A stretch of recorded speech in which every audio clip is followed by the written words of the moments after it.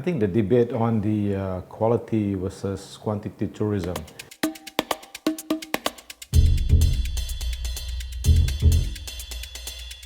is something that's going to continue, going to evolve to make us understand even better what it really means.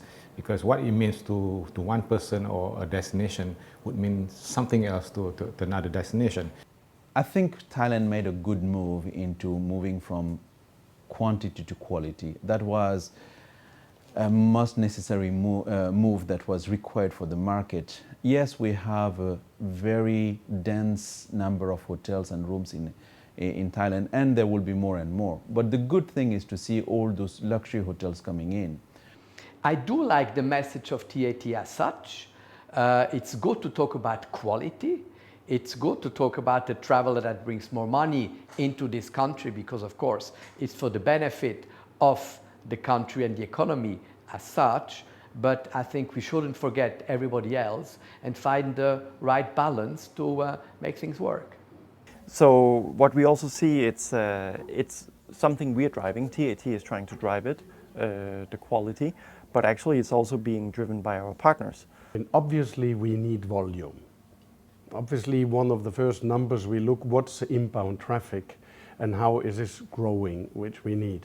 Now, quality, of course, we need to create a higher quality and a higher value on each segment and on each level of business we are doing. And even if it's a lower brand, people still look for bespoke experiences, still look for something else. So the quality has to be redefined on all levels. It's not necessarily only in the luxury business. I think for me, really, it's having the right balance of things, of tourists coming into this country and balancing all the stakeholders involved, and of course also the environment and whatever it means for people to come here in big masses or in small masses for that matter as well, because both can have a positive and a negative effect as well. So from the Asian Trails perspective, I really believe in the balance. I would not want to pivot only to quality tourism, meaning quality tourism always being associated with high yield. Your average traveler also wants a quality and should also get that quality. That's what Thailand is very well known for, and it should definitely continue to be in that way. Predominantly, people will say that quality tourism is high yield, but high yield doesn't mean high number. And I think that is important for us to really understand what is the gap. And we need, as an industry practitioner, and especially the trade, we also have to look from the other point of view of the consumer itself. What is quality for them? Partners we work with in UK, Europe and North America, they're actually asking for these quality products. And we see some of the partners we work with are actually being very innovative and try to be market leaders. So they really push us to the limit sometimes with what they want. So we really have to think as well and come up with new ideas to really enhance and put forward this kind of new quality aspects of what we can do in Thailand, but still keeping the experience there with what they want. You know, it also depends where the volume goes. There are a lot of superbly interesting destinations in Thailand, secondary and third tier cities that have an awful lot to offer. That have experiences to offer and that are just phenomenal. So we need to create new destinations, we need to create new markets, we need to create new reasons to go somewhere else. Also with different means to arrive there. You know, is it by road, is it by train, you know, more airports. So I don't think we can turn away from volume because we need the volume. But okay, where do we send it? And what do we offer to harness more value of each trip? For me, really is the options that you can offer to your customers. Yes, you're going to Phuket, there will be many, many more travelers, but if you want that secluded little island, well, it exists. So what do you, as a consumer, really want? And what is your tour operator, your travel agent going to recommend you, depending on your personal preferences? The same applies also, of course, in the north in the country. Chiang Mai has a lot of tourists. Well, you just go a little bit away from it, you know, a few kilometers really, and you're in a very different world without lots of travelers. Now, what is it that you really want to have? But the idea was that it was the parents, they used to travel in Thailand many years ago, they used to be backpackers.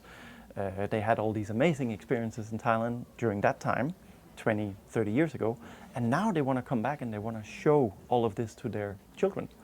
So they want to have this experience that they had. Now they are wealthy, they have money, so of course we need to provide nicer hotels, they need to have a guide, they need someone to guide them. But the idea is to go and have a bucket on the beach like they used to have in the past. They want to eat the pad thai in the local street kitchen like they did. So all of these experiences we're trying to incorporate in the programs as well.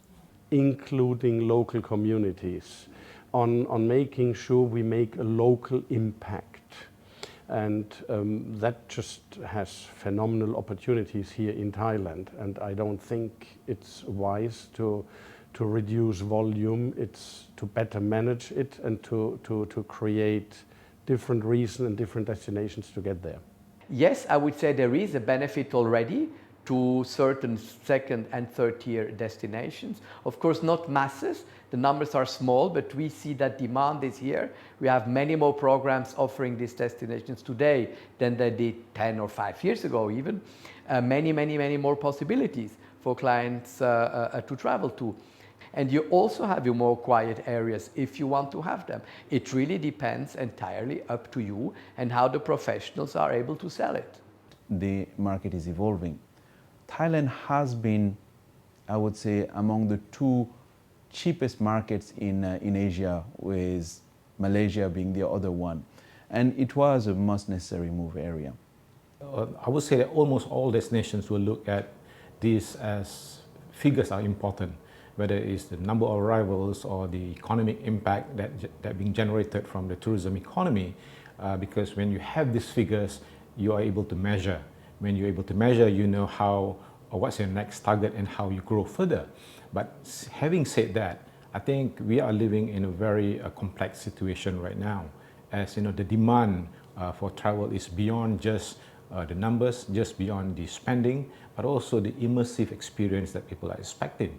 So you know, we need to look from the lens of the customer again. This is something that I've been saying for many times, because I think while destinations and businesses are looking at the bottom line, but we also need to understand the importance of the experience that the client had.